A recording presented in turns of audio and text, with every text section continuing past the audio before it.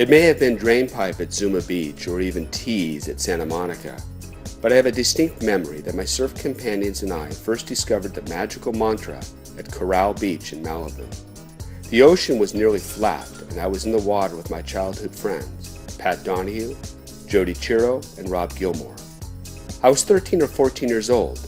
We were all attempting to body surf, but no waves were coming in, when all of a sudden someone in our group came up with a most infectious chant, apparently improvised right on the spot. Voodoo, voodoo, and 2 more waves. You know we need them, and we need them today. We started chanting in unison, splashing the water and laughing out loud.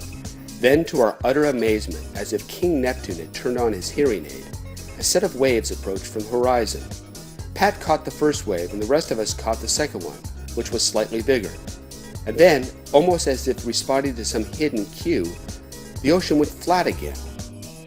I think it was right then and there that the Voodoo Voodoo chant became part of our surf lore, and one in which we used whenever we were in need of waves. Of course, we never literally believed that the chant worked, but over the years we did find a number of remarkable synchronicities whenever it was invoked.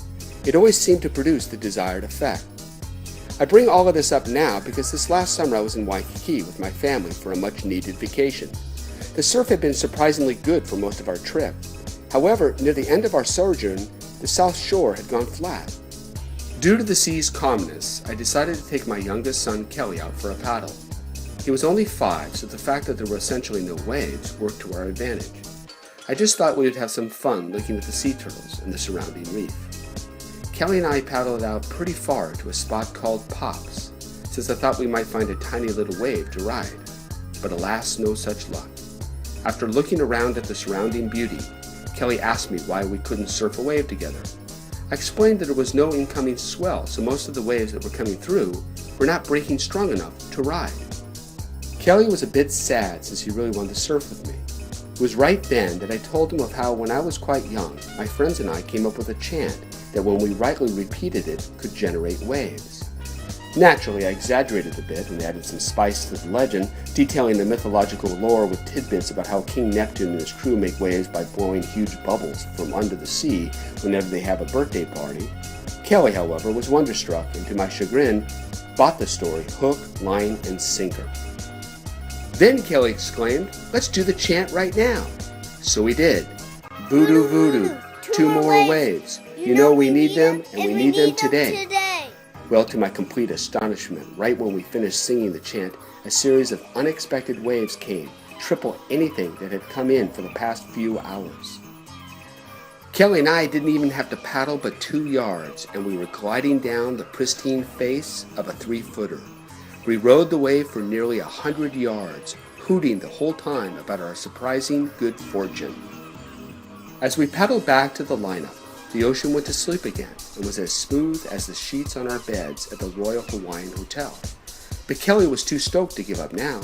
He turned to me and yelled, "Let's do that chant again." I tried to explain that it only works once or twice during the session, and one doesn't want to overdo it lest the mantra lose its efficacy. But Kelly wasn't buying into my delayed tactics. We chanted again, but this time a bit louder, since I explained that King Neptune lives deep down in the ocean and sometimes is hard of hearing. I didn't think it was going to work at all, but I must admit I was completely shocked when a set, even bigger than the last one, loomed on the horizon. We did a no-paddle takeoff, and this time we went left down the line and rode almost all the way to the beach. Kelly was beyond excited, and we ended up doing the same ritual several more times, each time catching waves that I didn't think even existed until we repeated the magical mantra. Later that night, we were all having pizza in Waikiki. Kelly wanted to know why the chant worked as it did. He sensed that there was some rationale behind the magic. I told him and my other son Sean about a famous mathematician from Cambridge University named G.E. Littlewood, who had, by his study of large numbers, come upon a little-known and little-understood secret about the probabilities of a miracle occurring once every month.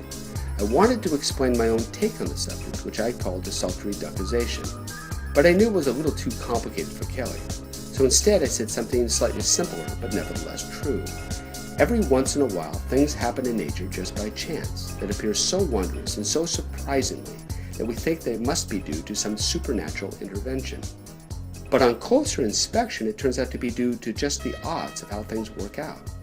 Just as when we play the card game Crazy Eights or War, sometimes an unusual sequence occurs, such that they look to be part and parcel of some guiding intelligence.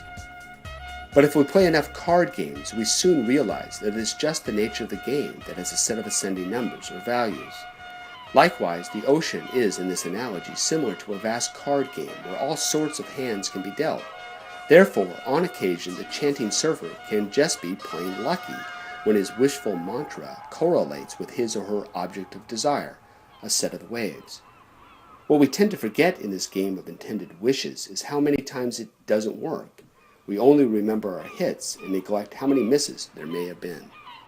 I think the real reason the magical mantra Voodoo Voodoo worked on occasion is because it forced our little band of surfers to open up to the ocean's innumerable possibilities.